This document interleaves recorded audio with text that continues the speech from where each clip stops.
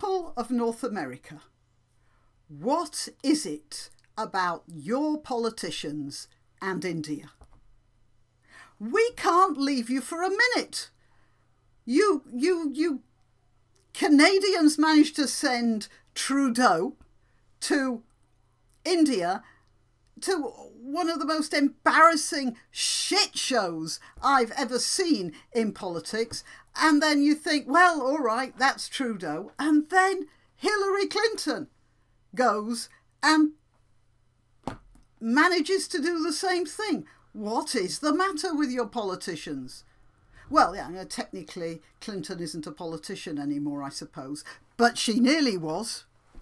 All right, well, so, and we got treated to the view of Hillary Clinton not getting it about why she lost.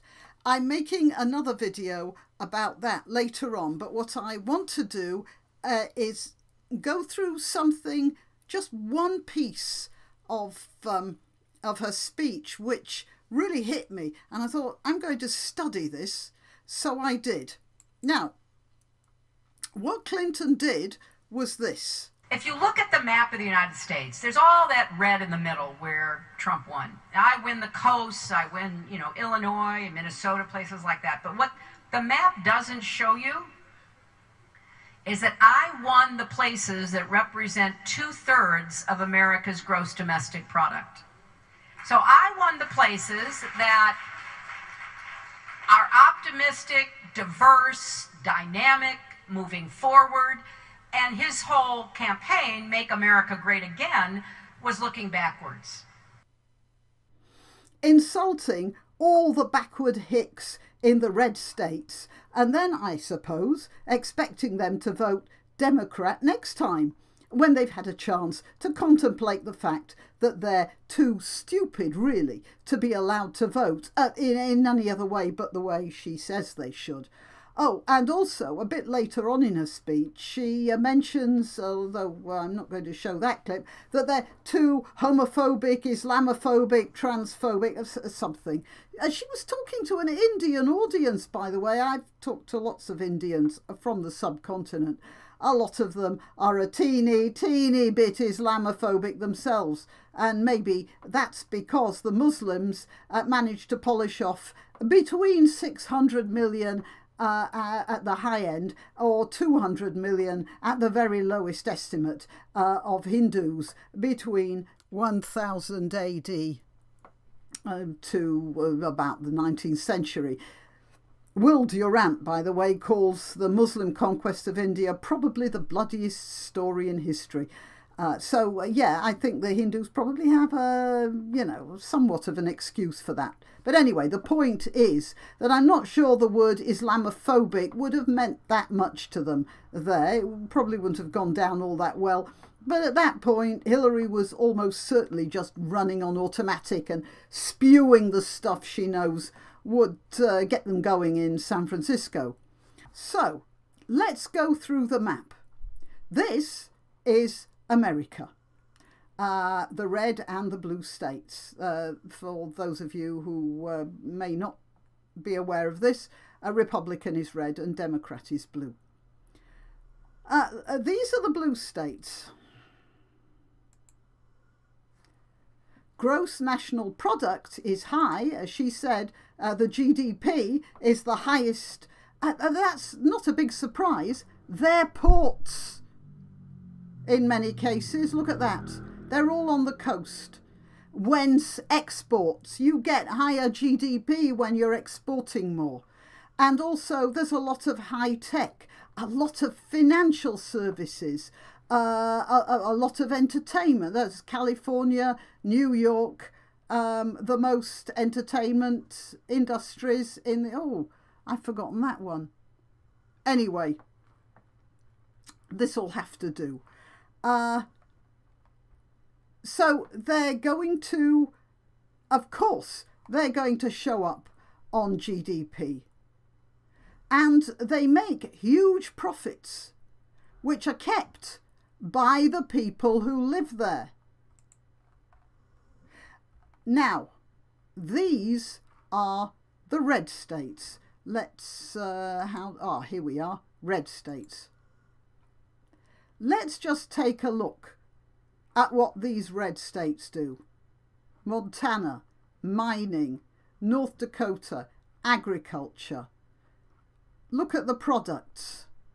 As a matter of fact, North Dakota, milk and honey are big things in North Dakota. North Dakota's a land of milk and honey. South Dakota, agriculture. Nebraska, agriculture. Kansas, agriculture.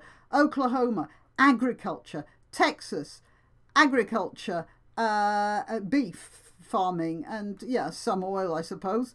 Arkansas, agriculture, manufacturing. Missouri, agriculture. Louisiana, agriculture. Missouri, agriculture. Iowa, agriculture. Wisconsin, Minnesota. Indiana, manufacturing. Ohio, manufacturing.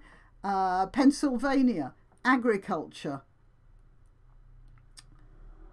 West Virginia is what? Well, a good deal of tourism, I suppose. Here we have agriculture, agriculture, agriculture and mining. Just look at all of this. Agriculture and mining. That is food, warmth and raw materials. Such items on their own are relatively cheap. In this modern world, food doesn't cost anything like what it used to cost people. And the people producing all this food are producing these products and the machines in huge quantities at relatively low profits. It's not like financial services. And they don't keep the produce either. It goes to the other states. It keeps the other states fed. It keeps them warm. It keeps their machines going. It replaces them when they need replacing. It keeps them operating. It keeps the wheels turning, and it feeds the people who are turning the wheels. All those fantastically wealthy coastal states are being carried on the shoulders of these red states, and Clinton still doesn't get it. You know, I thought she'd lost the election because she had a suspicious history and maybe got a bit insulting about her electorate. But now I think she lost because she was logically inconsistent. Yeah, these backward hicks here have more than a sense of logic than Clinton gave them credit for. She says she's for the little man, the poor, the deprived, and for spreading financial resources more equitably.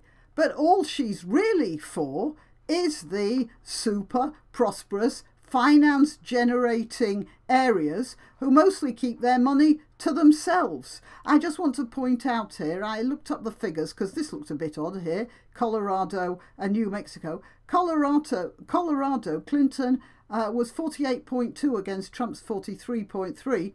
New Mexico was 48.3 for Clinton against Trump's 40, so that's a fair one. But it was the bits that got Clinton the votes were in Albuquerque and Santa Fe, further north, away from the border, and the big cities again. Maine was Clinton 47 and Trump 44. And Minnesota here, Clinton 46 to Trump's 44. So it was a pretty thin majority in these agricultural manufacturing places as well. The interesting thing is that Clinton's always saying she's for the marginalised people. And she's managed to marginalise the people in the middle, which is, you've got to admit, a pretty neat trick.